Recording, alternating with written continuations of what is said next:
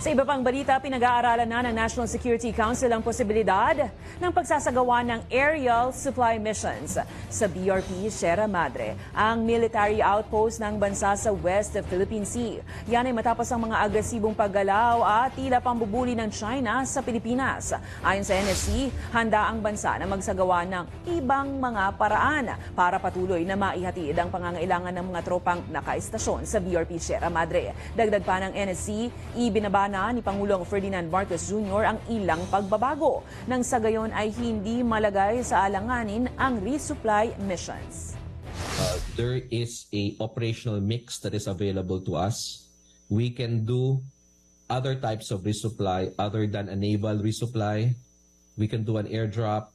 We can do other just to be able to resupply our troops and keep BRP Sierra Madre in working condition.